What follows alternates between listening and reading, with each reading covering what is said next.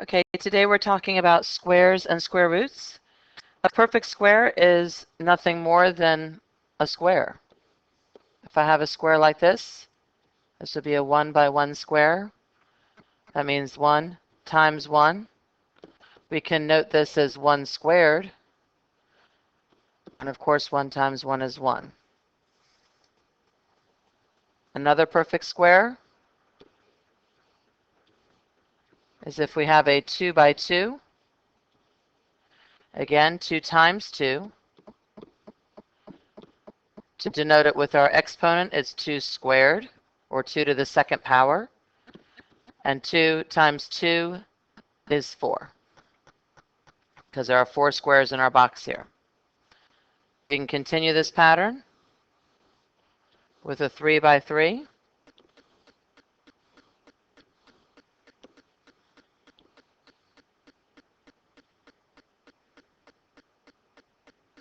Again, 3 times 3 is equal to 3 squared.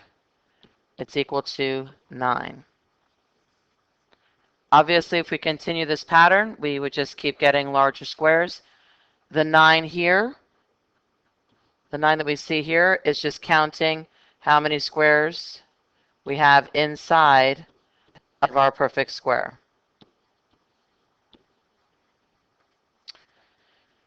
In addition to our squares, we also have square roots. So if I was going to take this number right here in this column, if I take the 1 and I find the square root of 1, the root is what we use to multiply it with. We multiplied 1 by 1, and so our root is 1. The square root of 1 is 1. Let's take our 4. Square root of 4 would be,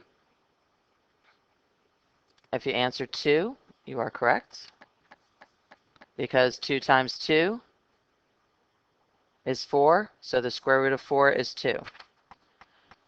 Square root of 9 is equal to 3.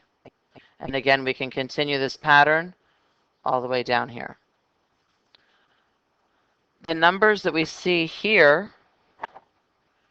in this column and also in this column,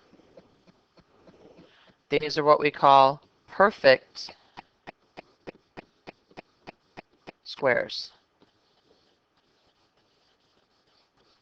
The reason being is that they have a whole number integer as their, actually they have an integer as their answer. One thing to keep in mind also is with the square root of a number, you have the positive root, but you also have the negative root, because -1 times -1 would give me 1, because remember that a negative times a negative is a positive. So again, we have the square root of 4 is 2, or -2.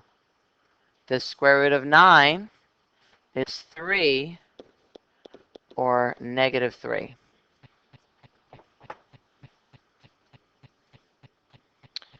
Okay, so what happens if we want to know what the square root of 5 is?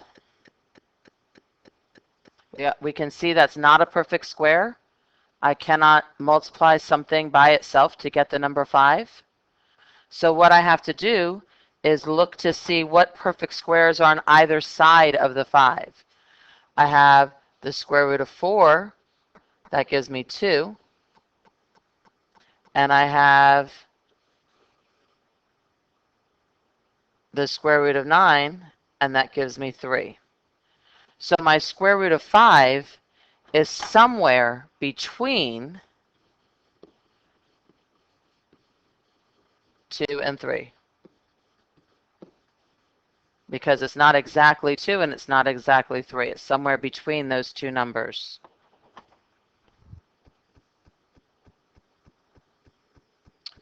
One way to find the between which two numbers does a square root lie, I like to just take my do my times tables. 1 times 1 equals 1. That means, or actually, 1 squared, which equals 1. And so the square root of 1 is 1. We can continue this pattern by the next numbers, 2 times 2, correct? So 2 squared is equal to 4.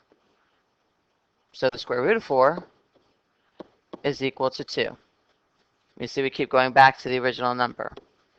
3 times 3, because 3 comes after 2, is 9 squared. Oh, excuse me. Sorry.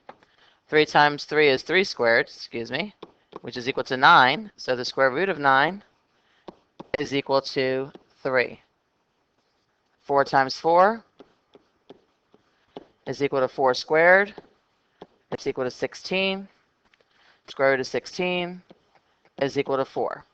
And we could continue this pattern by picking 1, 2, 3, 4, 5, 6, 7, etc., all the way down, continuing the pattern to see what my perfect squares are, which again are in this column right here.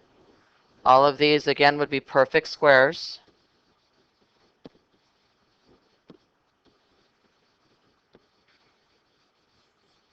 And I can use those perfect squares to figure out my square roots, as we've done right here.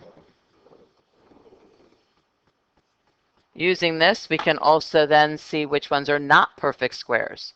For example, square root of 2 is not perfect. Square root of 3, these are not perfect squares.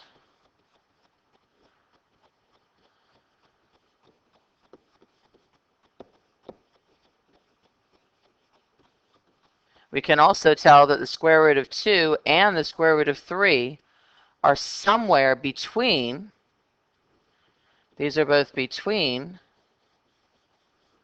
1 and 2. So if that was a test question, there wouldn't really be an answer. You wouldn't put 1 point blah, blah, blah. You would just say the square root of 2 is between 1 and 2, or the square root of 3 is also between 1 and 2.